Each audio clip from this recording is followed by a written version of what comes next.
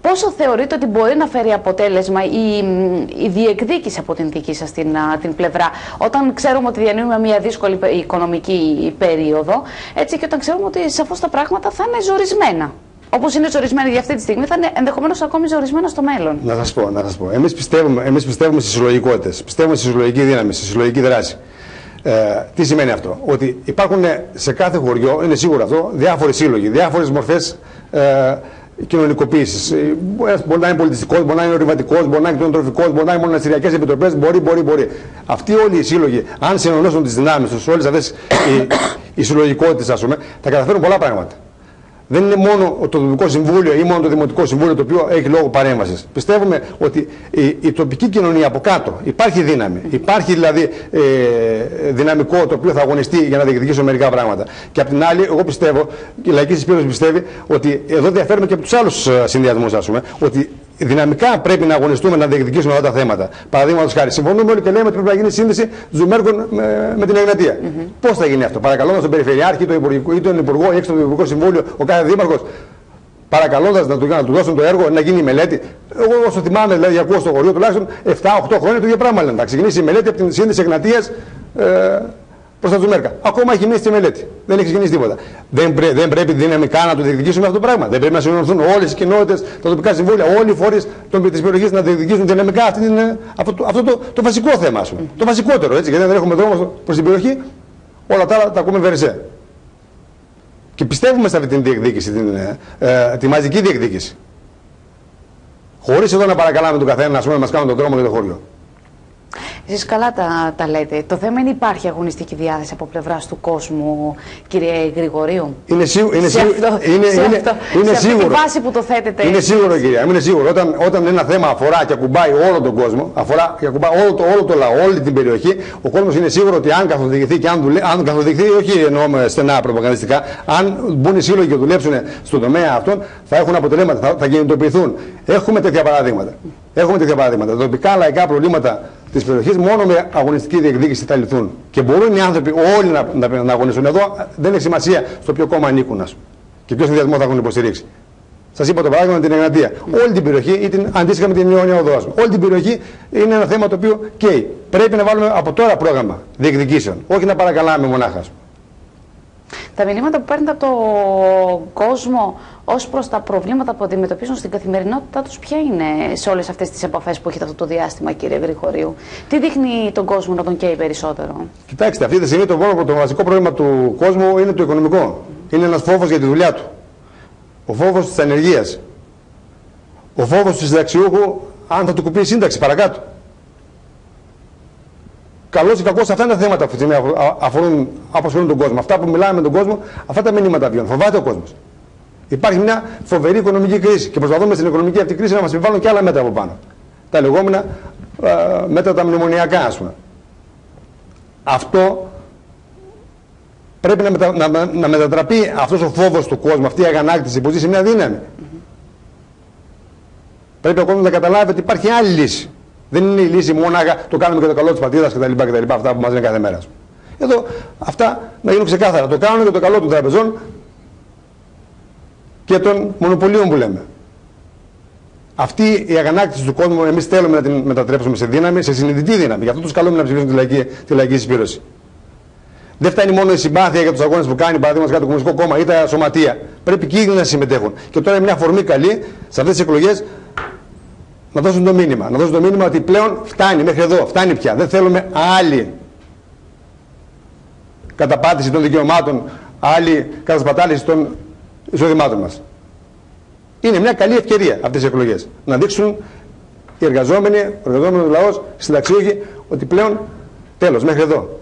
Πιστεύετε ότι θα μετατραπεί αυτή η δυσαρέσκεια του κόσμου σε στήριξη των συνδυασμών της λαϊκής συσπήρωσης, ή τελικά θα φτάσουν πάλι στις κάλπες που τελικά δεν θα αποδειχθεί αυτό, κύριε Γρηγορίου? Εμείς παλεύουμε να μετατραπεί αυτή η δυσαρέσκεια. Παλεύουμε να μετατραπεί και θέλουμε να μετατραπεί και πιστεύουμε ότι θα μετατραπεί σε μεγάλο βαθμό. Και πάλι να σας πω και το άλλο. Αν δεν μετατραπεί, πάλι εμείς είμαστε εδώ. Εμείς πάλι θα αγωνιστούμε ενάντια σε αυτές τις λογικές. Και θα επιζητήσουμε ξανά τη συσπήρωση του κόσμου πάνω στα προβλήματα και την αγωνιστική του τη διάθεση. Δεν φτάνει μόνο δηλαδή η συμπάθεια προς το πρόσωπό μας. Θέλουμε και την ψήφο του. Θέλουμε τη συμμετοχή του στους αγώνες. Και πιστεύουμε θα πάρει το μήνυμα. Και η κυβέρνηση και η αντιπολίτευση. Σας ρωτώ γιατί σαφώς όλοι μπορεί ως ένα μεγάλο βαθμό να είμαστε σύμφωνοι με όλους αυτούς τους αγώνες που γίνονται από πλευράς του Κομμουνιστικού Κόμματος Ελλάδος, από πλευράς του ΠΑΜΕ. Αυτό να αποτυπώνεται και στις κινητοποιήσεις που έγιναν κατά το προηγούμενο χρονικό διάστημα. Δεν ξέρω κατά πόσον όμως τελικά όταν φτάνουμε στην κάλπη μετατρέπουμε αυτή μας την δυσαρέσκεια. Γι' αυτό σας το ρωτώ. Το ξέρω πολύ, τελικά στην πράξη. Το ξέρω πολύ καλά. Μπορεί να συμφωνούμε και να λέμε τα χίλια μύρια ότι είμαστε δυσαρεστημένοι από το Πασόκα, είμαστε δυσαρεστημένοι από τη Νέα Δημοκρατία. Ναι, ως ένα βαθμό σωστά τα λέει το Κομμουνιστικό Κόμμα Ελλάδος, αλλά τελικά στην πράξη δεν φτάνουμε να το... Σας είπα και πριν, έχουμε τη συμπάθεια. Θέλουμε και την ψήφο. Η προσωπική μου θέση ίσως να αποτελεί και παράδειγμα. Σας είπα και στην αρχή, δεν είμαι μέλος του Κομμουνιστικού Κόμματος, ούτε ψηφίζω Κομμουνιστικό Κόμμα. Όμως στην προκειμένη περίπτωση θεωρώ ότι έχουν δίκιο. Θεωρώ ότι είναι έντιμα συνεργάζονται, φέρονται. Θεωρώ ότι κάνουν έναν έντιμο αγώνα. Γι' αυτό και κατεβαίνω μαζί τους. Δεν θα είχα λόγο, ειλικρινά. Δηλαδή, όπως ήμουν τόσα χρόνια στην τοπική κοινωνία, στον πολιτικό σύλλογο, οπουδήποτε αλλού. Θα μπορούσατε να συνεχίσετε να θα μπορούσα να συμμετέχω, να είμαι σε αυτά τα μετερίζια. Πλέον με πείσανε ότι πρέπει να τραβήξω μια γραμμή και να πούμε ξανά πάλι από την αρχή. Δεν υπάρχει άλλη λύση. Βλέπετε αισιόδοξα το μέλλον του νέου Δήμου Βόρειων Τζουμέρικων, κύριε Γρηγορίου? Με βλέπετε. Τι να πω, ότι από τη φύση μου θέλω να είμαι αισιόδοξος άνθρωπος, έτσι. Αλλά δεν είναι εύκολα τα πράγματα. Δυστυχώς δεν είναι εύκολα τα πράγματα. Μιλάμε για ένα πολύ δύσκολο Δήμο. Με πολλά χωριά, με πολύ κακό οδικό δίκτυο, με το πιο απλό να το περπατήσεις από το ελληνικό μέχρι το Ματσούκι που είναι το τελευταίο χωριό, θες ώρες, τα 50 χιλιόμετρα αυτά, ας πούμε. Είναι δύσκολα τα πράγματα. Με καφενεία, τα περισσότερα χωριά με κλειστά καφενεία. Και με κλειστά πολλά σπίτια. Τα σπίτια τα πολλά είναι δεδομένο ότι είναι κλειστά. Εδώ μιλάμε για καφενείο το οποίο θα πήγαινε κάποιος να πει ένα καφέ, ένα τσίπουρο, να πει την παρέα του να το βιντιάσει. Εμάς είναι πιο έντονο το φαινόμενο αυτό. Και αν δεν υπάρξουν οργανωμένες παρεμβάσεις από το Δήμο, εδώ πιστεύω ότι η Δημοτική Αρχή έχει λόγο. Έχει λόγο. Κακά τα ψέματα. Δηλαδή, οργανωμένες παρεμβάσεις. Και μεταξύ μας. Εδώ οι τοπικές κοινωνίες, ας πούμε, αυτό το πράγμα το λένε και διαφορετικά. Π.χ. στο χωριό μας, ας πούμε, καμιά φορά οργανώνουν ένα λαϊκό πανηγύρι, λέμε στις 25 Μαρτίου με αφορμή το μοναστήρι της Βίλισσας και μαζεύονται 150-200 άτομα. Την άλλη φορά οργανώνουμε, ξέρω εγώ, με αφορμή το τάδε και μαζευόμαστε. Δηλαδή πρέπει να κάνουμε και εμείς τέτοιες θυσίες και τέτοιες προσπάθειες για να κρατήσουμε κάποια πράγματα ανοιχτά, ας πούμε, στο χωριό. Δηλαδή κάποιες εκδηλώσεις, καλό είναι να τις κάνουμε στα χωριά. Να βάλουμε δηλαδή πλάτη σε αυτή την ιστορία. Αν αγαπάμε τα χωριά μας και τον τόπο μας, να βάλουμε πλάτη και με την παρουσία μας στα χωριά αυτά. Δεν είναι μόνο να είμαστε στα Γιάννα, στο Αγρίνιο, στη Θεσσαλονίκη, στην Πάτρα, όπου όλο είμαστε και να μην παντάμε στο χωριό. Δεν πειράζει. Μια φορά το Σαββατοκύριακο εύκολο είναι. Να πάμε στο χωριό, να συνονιωθούμε, να βρεθούμε στο καφενείο, να μιλήσουμε. Να ανοίξουμε το καφενείο αν είναι κλειστό. Να ανοίξουμε την ψάρια αν είναι ανοιχτή. Να πιούμε ένα τσίπο, να φάμε ένα κεμπάπ, να δώσουμε και μια έτσι ζωντάνια στο χωριό. Έστω έτσι στην αρχή. Μετά με την ανάπτυξη, όπως είπαμε πριν, με την κτηνοτροφία, με τον τουρισμό, θα έρθει σιγά σιγά όλη η ιστορία. Αρκεί να έχουμε διάθεση και καλή πρόθεση, ας πούμε, απέναντι στον τόπο μας. Εμείς την έχουμε. Θα σας δώσω και εσάς το χρόνο που έδωσα και στους υπόλοιπους, στους άλλους δύο συνυποψήφιους σας, να απευθυνθείτε προς τον κόσμο, προς τους δημότες του νέου Δήμου πλέον Βορείων Τζουμέρικων και να τους πείτε τους λόγους για τους οποίους θεωρείτε ότι για το καλύτερο μέλλον του Δήμου, του νέου πλέον καλλικράτιου Δήμου, θέλουμε δεν θέλουμε, είναι καλλικράτιος ο Δήμος πλέον των Βορείων Τζουμέρικων, όπως και οι υπόλοιποι, να τους πείτε ότι ο συνδυασμός σας είναι η καλύτερη δυνατή λύση. Θα μου επιτρέπετε να σας διαβάσω ένα κομμάτι. Να μου διαβάσετε ό,τι θέλετε.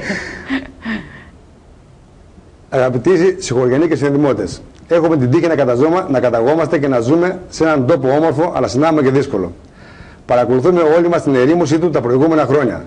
Έχουμε την πεποίθηση ότι η Δημοτική Αρχή πρέπει να έχει λόγο και ευθύνη για την ανάπτυξη του τόπου. Πρέπει να πρωτοπορεί σε δράσεις με εξωστρέφεια και κοινοτομία που θα ενισχύουν παραγωγικά την περιοχή. Η κεντρική διοίκηση πρέπει να χρηματοδοτεί τις δράσεις αυτές. Άλλωστε τα Τζουμέρκα διαθέτουν πολύτιμο πλούτο σε ανθρώπινο δυναμικό και αυτόν τον πλούτο δεν πρέπει να το σπαταλάμε. Οι νέοι άνθρωποι πρέπει να έχουν κίνητρα να μείνουν στον τόπο μας. Ο Δήμος έχει και αυτός ευθύνη σε αυτό.